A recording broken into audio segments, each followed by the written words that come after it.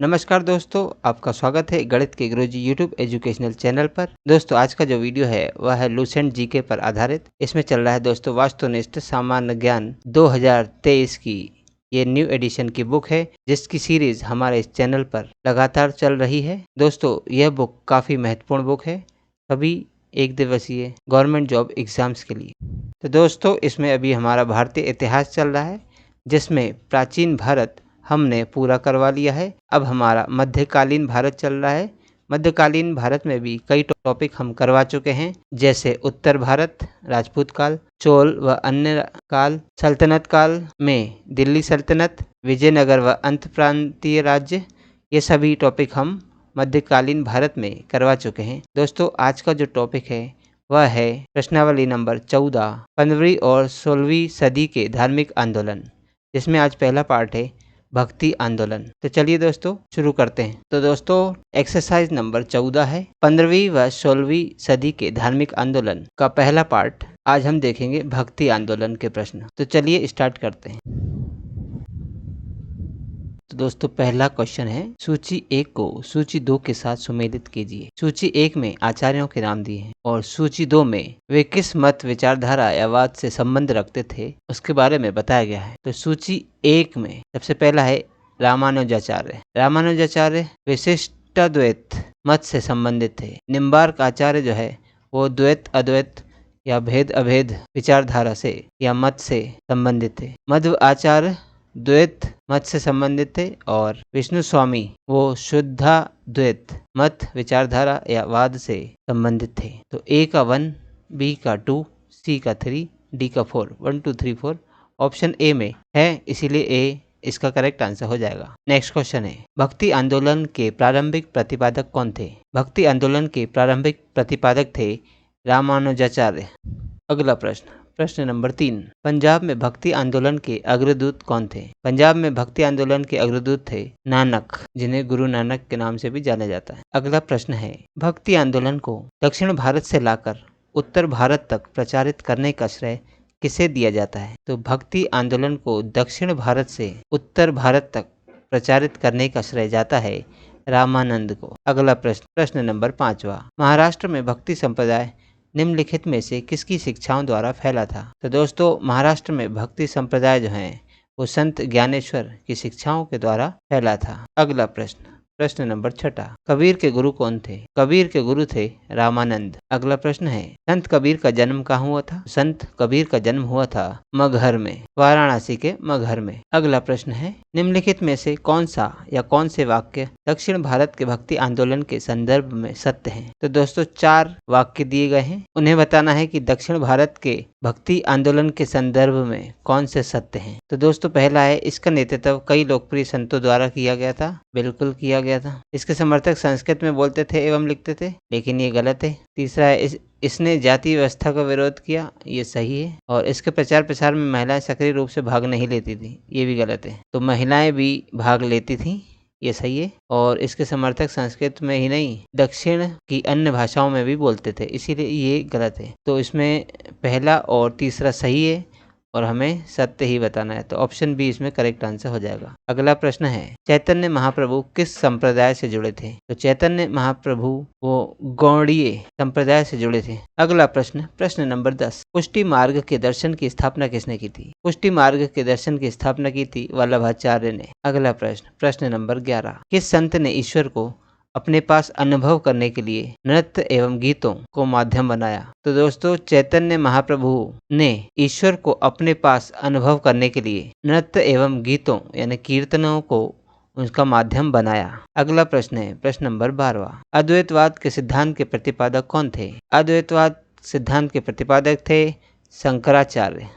Next question है, निम्न संतों का कालक्रम अनुसार व्यवस्थित कर कूट में उत्तर दें। तो दोस्तों कबीर, नानक, चैतन्य और तुलसीदास ये 4 संत दिए गए हैं, इनके कालक्रम के अनुसार इन्हें व्यवस्थित करना है। तो दोस्तों सबसे पहले कबीरदास जी आए, उसके बाद गुरु नानक जी, उसके बाद चैतन्य महाप्रभु और अंत में तुलसीदास। तो 1 2 3 4 ऑप्शन ए इसमें करेक्ट आंसर हो जाएगा। अगला प्रश्न है, गीत गोविंद के रचयिता कौन है? गीत गोविंद के रचयिता हैं जयदेव। अगला प्रश्न, प्रश्न नंबर 15, भक्ति आंदोलन के दौरान असम में किसने इस आंदोलन का प्रतिनिधित्व किया था? तो दोस्तों, भक्ति आंदोलन के दौरान असम में शंकर देव ने इस आंदोलन का प्रतिनिधित्व किया। अगला क्वेश्चन है, गुरु नानक का धर्म उपदेश क्या है? या फिर ये कह सकते हैं कि गुरु नानक का उपदेश किस उपदेश पर आधारित है? तो दोस्तों, यह है मानव बंधुत्व का धर्म उपदेश। अगला प्रश्न है, सूची 1 को सूची 2 के साथ सुमेलित कीजिए। सूची 1 में शंकराचार्य द्वारा स्थापित मठों के नाम दिए हैं और सूची 2 में स्थलों के नाम दिए हैं। तो दोस्तों, श्रृंगेरी पीठ जो है वह कर्नाटक के मैसूर में स्थित है। गोवर्धन पीठ ओडिशा के पुरी में स्थित है। ज्योतिष पीठ उत्तर प्रदेश के बद्रीनाथ में और शारदा पीठ गुजरात के द्वारका में स्थित है। ए का 1, बी का 2, सी का 3, डी का 4। 1 2 3 4 ऑप्शन ए इसमें करेक्ट आंसर हो जाएगा। अगला प्रश्न, प्रश्न नंबर 18, सूची 1 को सूची 2 के साथ सुमेलित कीजिए। सूची 1 में संतों के नाम दिए हैं और सूची 2 में संतों के कार्य क्षेत्र दिए हुए हैं। तो दोस्तों, वल्लभाचार्य संत का कार्य क्षेत्र था राजस्थान व उत्तर प्रदेश और चैतन्य महाप्रभु का कार्य क्षेत्र था बंगाल में। मीराबाई का कार्य क्षेत्र राजस्थान में और नामदेव का कार्य क्षेत्र था महाराष्ट्र में। 1 2 3 4 ऑप्शन ए इसमें करेक्ट आंसर हो जाएगा। अगला प्रश्न है, निम्नलिखित में से किस भाषा को लोकप्रिय बनाने में कवि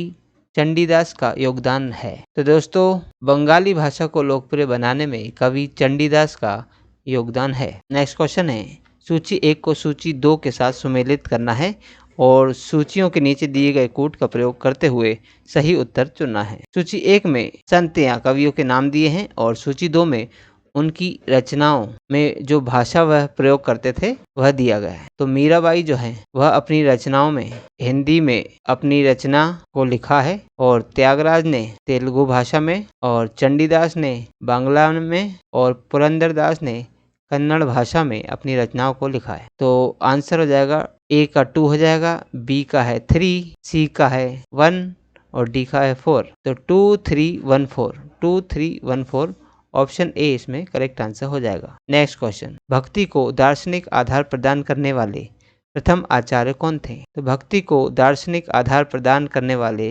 प्रथम आचार्य थे रामानुजाचार्य। ऑप्शन ए इसमें करेक्ट आंसर हो जाएगा। अगला प्रश्न है, प्रश्न नंबर 22, महापुरुषीय धर्म के संस्थापक कौन थे? दोस्तों, महापुरुषीय धर्म या जिसे एक शरण संप्रदाय भी कहते हैं, इसके संस्थापक कौन है ये बताना है। तो महापुरुषीय धर्म के संस्थापक थे शंकर देव। नेक्स्ट क्वेश्चन है, शंकराचार्य का जन्म 788 ईस्वी में केरल के किस गांव में हुआ था? तो शंकराचार्य का जन्म 788 ईस्वी में केरल के कलाडी गांव में हुआ था। अगला प्रश्न, प्रश्न नंबर 24, सभी भक्ति संतों के मध्य एक समान विशेषता थी, वह क्या थी? तो दोस्तों, सभी भक्ति संतों के मध्य एक समान विशेषता ये थी कि वह अपनी वाणी को उसी भाषा में लिखे जिसे उनके भक्त समझते हों। तो ऑप्शन ए इसमें करेक्ट आंसर हो जाएगा। नेक्स्ट क्वेश्चन है, भक्ति आंदोलन का प्रारंभ किसके द्वारा किया गया? तो भक्ति आंदोलन का प्रारंभ किया था अलवार और नयनार संतों के द्वारा। नेक्स्ट क्वेश्चन है, रामानुज के अनुयायियों को क्या कहा जाता है? रामानुज के अनुयायियों को वैष्णव कहा जाता है। नेक्स्ट क्वेश्चन, आदिशंकर जो बाद में शंकराचार्य बने, उनका जन्म कहाँ पर हुआ था? तो दोस्तों, आदिशंकर जो कि बाद में शंकराचार्य बने, उनका जन्म केरल में हुआ था। अगला प्रश्न, प्रश्न नंबर 28, बीजक के रचयिता कौन है? बीजक के रचयिता हैं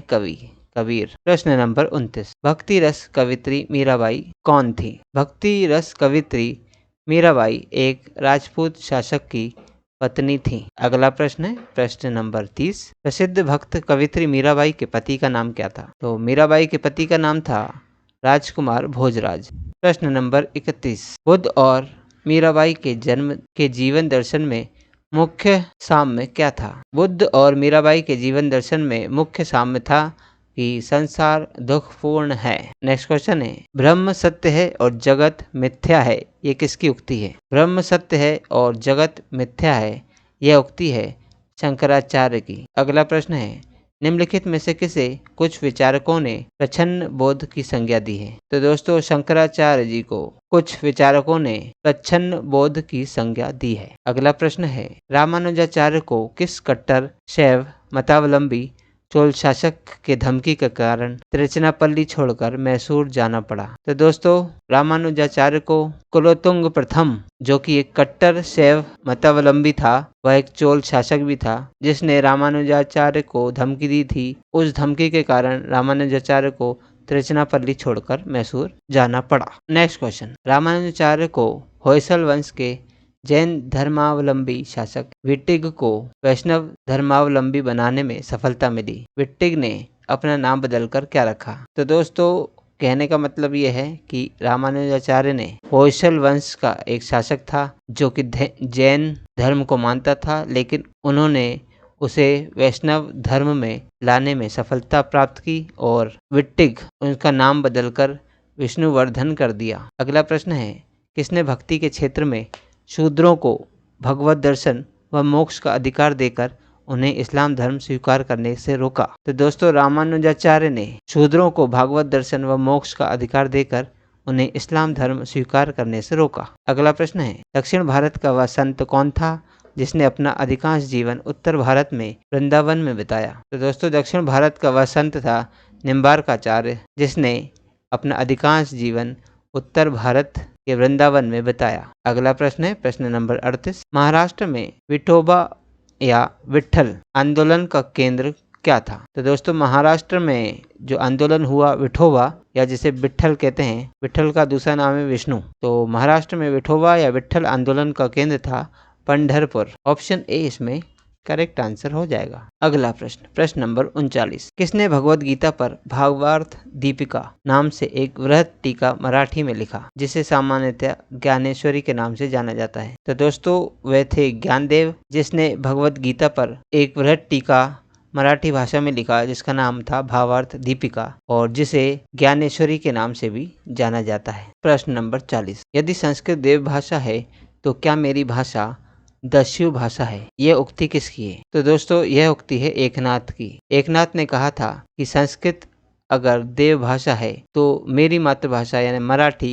दस्यु भाषा है क्या? दस्यु यानी कि शूद्रों की भाषा है क्या? तो ऑप्शन बी इसमें करेक्ट आंसर हो जाएगा। नेक्स्ट क्वेश्चन है, भक्त तुकाराम कौन से मुगल सम्राट के समकालीन थे? भक्त तुकाराम जहांगीर मुगल सम्राट के समकालीन थे। प्रश्न नंबर 42, निम्नलिखित में से कौन सा एक सही कालानुक्रम है? दोस्तों ये 4 ऑप्शन दिए हैं, इसमें से संतों के नाम दिए हैं, इनको सही कालक्रम अनुसार जमाना है। तो दोस्तों सबसे पहले शंकराचार्य, उसके बाद रामानुजाचार्य और उसके बाद चैतन्य महाप्रभु का काल रहा, इसलिए ऑप्शन ए इसमें करेक्ट आंसर हो जाएगा। अगला प्रश्न, प्रश्न नंबर 43, निम्नलिखित में किस भक्ति संत ने अपने संदेश के प्रचार के लिए सबसे पहले हिंदी का प्रयोग किया? तो दोस्तों वे संत थे रामानंद, जिन्होंने अपने संदेश के प्रचार के लिए सबसे पहले हिंदी भाषा का प्रयोग किया। प्रश्न नंबर 44, सूची 1 को सूची 2 से सुमेलित कीजिए और सूचियों के नीचे दिए गए कूट का प्रयोग करते हुए सही उत्तर चुनिए। सूची 1 में दोस्तों